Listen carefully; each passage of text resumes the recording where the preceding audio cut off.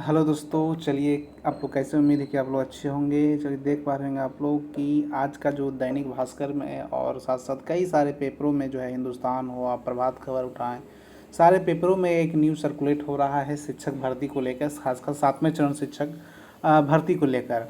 तो इसमें साफ तौर पर लिखा हुआ था कि शिक्षक जो है भर्ती जो अब होगा वह 1 से लेकर 12 तक। मैंने कुछ दिनों पहले ही इस पर वीडियो बनाया था, आप लोग को बताया था कि 7वां चरण जो है वह अब एक साथ आएगा, मतलब 1 से लेकर 12 तक, क्लास 1 से लेकर क्लास 12 तक का आपको एक साथ देखने को वैकेंसी मिलेगी।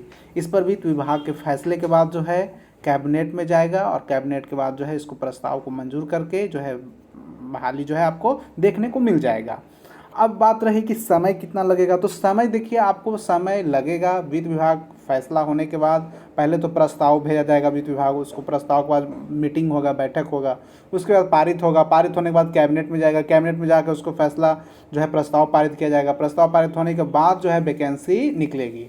उसके बाद जो है आपको दिख रहा होगा कि जो 7वां चरण जो अभ्यर्थी जो है खासकर वह नियमावली को लेके बहुत ही दुविधा में फंसे हुए हैं। कुछ लोग नियमावली को लेकर गलत तरीके से पेश कर रहे हैं, कुछ लोग नियमावली को अच्छे से समझे ही नहीं है।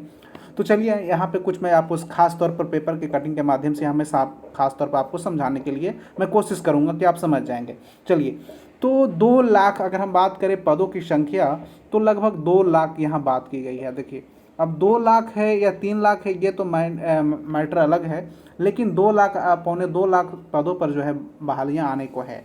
लगभग 1 से क्लास 12 तक की बात कर रहे हैं, हम सिर्फ 1 से क्लास 12 तक की बात कर रहे हैं। यहाँ पे अगर हम बात करें 90 लगभग 90 से 95 हज़ार जो है, 90 से 95 हज़ार आपको 1 to 8 में आपको वैकेंसी देखने को मिलेगा, और बाकी जो है इधर 40 से 45 हज़ार आपको जो है आपको 9 से लेकर 12 तक का देखने को मिल सकता है। चलिए, तो शिक्षकों की जो भर्ती प्रक्रिया है उसमें बहुत बड़ा बदलाव हो रहा है। क्या बदलाव हो रहा है, देखिए यहाँ पे साफ लिखा हुआ है क्या क्या बदलाव होने जा रहा है। तो इसलिए आप लोग को मालूम है कि राज्य में स्कूलों की कक्षा जो है 1 से 12 तक जो है, आप लोग को मालूम है कि बहुत जगह स्कूलों में जो है सीटें खाली है, और नियमावली भी बन गया है। ये अभी आपको मालूम हुआ कि 2022 का जो नियमावली है वही जो है उसी के आधार पर जो है फैसला लिया जाएगा, वही नियमावली।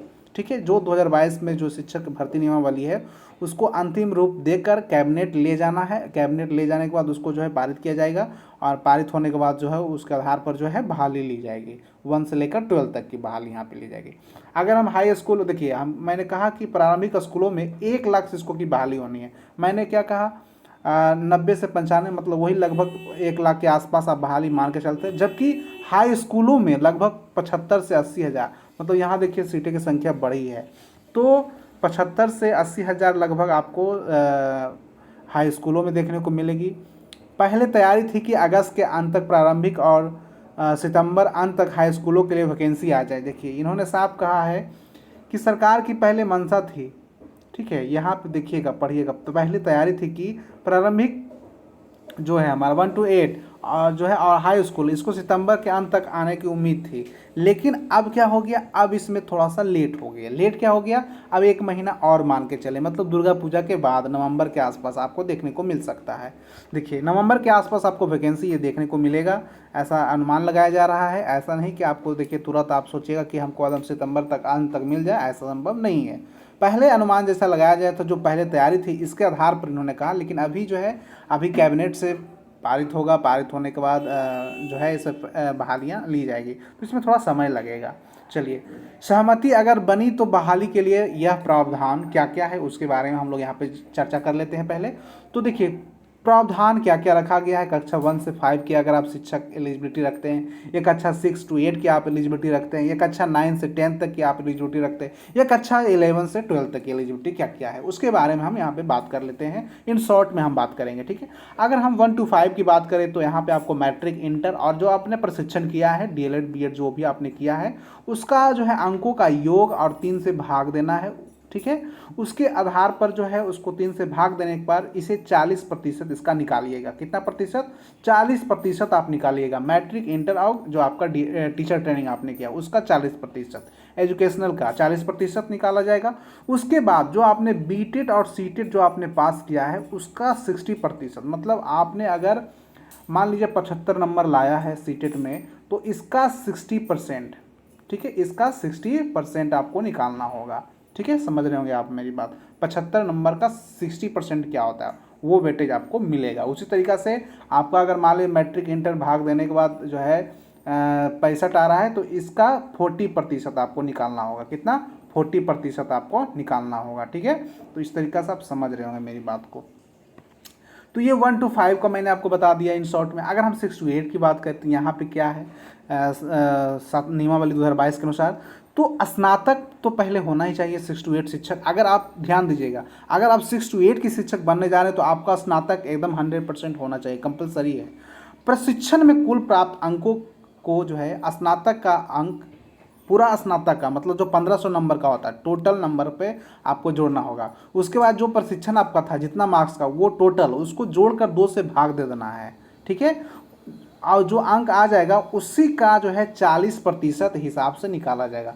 मतलब आपका अगर जोड़कर मान लीजिए 65% आया, 70% आया, 84% आया, तो ग्रेजुएशन और आपका जो बीएड आपने किया है या डीएलएड आपने किया, उसका जोड़कर 2 से भाग देकर जो 40% उसका निकालिएगा। उसके बाद फिर सीटेट बीटेट का आपका जो है जो भी आपका अंक है उसका 60% निकालिएगा, दोनों को जोड़ दीजिएगा, वही आपका क्या हो जाएगा, मेरिट लिस्ट हो जाएगा। चलिए, कक्षा 9 to 10 के लिए हम देख लेते हैं। तो यहाँ पे भी आपको कक्षा 9-10 में अगर आप शिक्षक बनना चाहते हैं तो यहाँ पे आपको स्नातक होना चाहिए, सेम प्रशिक्षण आपको होना चाहिए, बीएड होना चाहिए। ठीक है, और 2 से भाग देने के बाद जो है आपका ग्रेजुएशन और अपने बीएड दोनों का जो है प्राप्त अंकों को 2 से भाग दीजिए। उसके बाद 40% उसका निकालिए, और इसके बाद आपका एसटीईटी यहाँ पे होना चाहिए। क्या होना चाहिए? एसटीईटी आपका एस्टेट होना चाहिए, जो बिहार सरकार के द्वारा किया जाता है एस्टेट, वह जो है उसमें पास होना चाहिए, उसको फाइनल अंक को मेधा सूची में जोड़ा जाएगा। ठीक है, चलिए अब हम बात करते हैं नीचे 11-12 की। अगर हम बात करें तो 11-12 के अगर हम शॉर्ट में ध्यान है तो इसमें आपको पीजी चाहिए। पीजी का मतलब पोस्ट ग्रेजुएशन, मतलब आपका मास्टर डिग्री चाहिए इसमें, प्लस आपका बीएड चाहिए। ठीक है, उसको 2 से भाग दीजिए, उसके बाद उसका 40% निकालिए। ठीक है, एसटीईटी का जो है अंकों का 60% जो है निकालिए आप, आपका एसटीईटी का जो मार्क्स आया उसका 60%। ठीक है, अगर हम बात करें अतिथि शिक्षक, जो अतिथि शिक्षक के रूप में अभी कार्यरत हैं बिहार सरकार के स्कूलों में कई जगह, तो उनकी अगर बात करें, अगर वो अतिथि शिक्षक यहाँ अप्लाई करते हैं तो उनको 5 अंकों का वेटेज दिया जाएगा। या भूतपूर्व अब सैनिक विधवा के पत्नी है तो आपको 10 अंक का वेटेज दिया जाएगा। ठीक है, तो ये वेटेज की बात की गई। बहाली जो होगा वह आपका सेंट्रलाइज तरीके से होगा, केंद्रीकृत तरीके से होगा।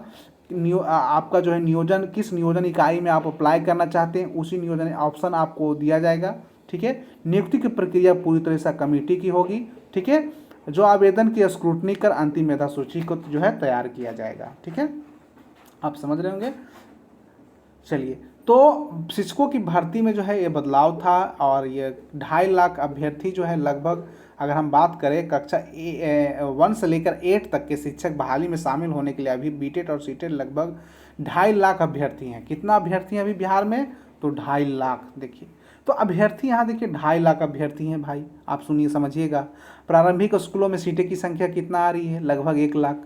तो मतलब 1.5 लाख तो बच्चे ऐसे भी इसमें नहीं हो पाएंगे शामिल, मतलब कि 1.50 लाख जो है बच्चे ऐसे भी बाहर होंगे। ठीक है, 7वां चरण में भी मतलब जो सीटें होगी, मान ली 1 लाख सीटें, तो 1 लाख सीटें ना सरकार भरेगी, थोड़ा है कि 2.5 लाख सीटें भर देगी। तो इसीलिए आपको जो है ये ध्यान रखना होगा। प्रारंभिक स्कूलों में लगभग 1 लाख शिक्षकों की बहाली होनी है, जबकि हाई स्कूलों में 70 से 75 हज़ार। तो मतलब मान के चलिए 1,75,000 पौने 2 लाख के सीटें लगभग देखने को मिलेगी आपको।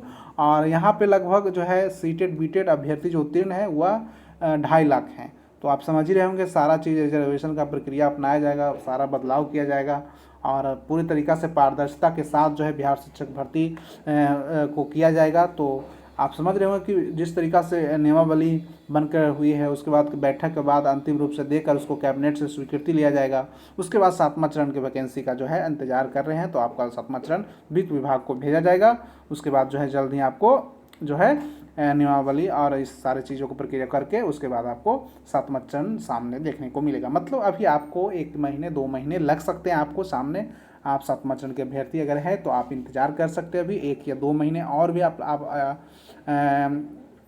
जब इतना सालों आप इंतज़ार किए ही, तो 1-2 महीना इंतज़ार करने के लिए कहा जाए तो आप क्यों नहीं करेंगे।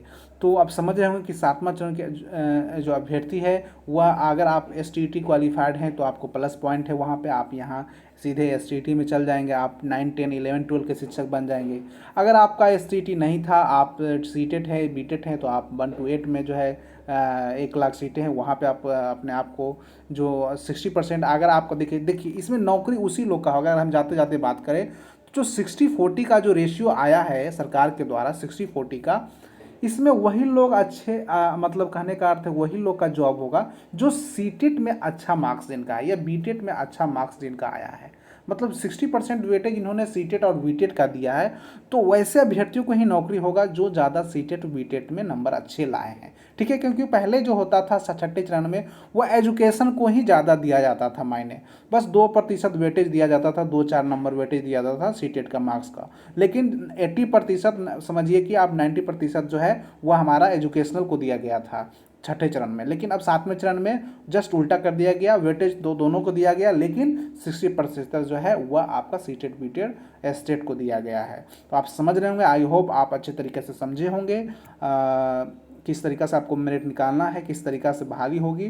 तो उम्मीद है कि आपको वीडियो अच्छा लगा होगा, तो लाइक से सब्सक्राइब जरूर करें दोस्तों। चलिए फिर मिलते हैं कुछ नए इन्फॉर्मेशन के साथ, तब तक बने रहे आप हमारे चैनल पर। धन्यवाद दोस्तों वीडियो देखने के लिए, जल्दी हम मिलेंगे आपसे। तो चलिए कुछ नए इन्फॉर्मेशन के साथ हम लोग जल्द आपसे मिलते हैं। धन्यवाद।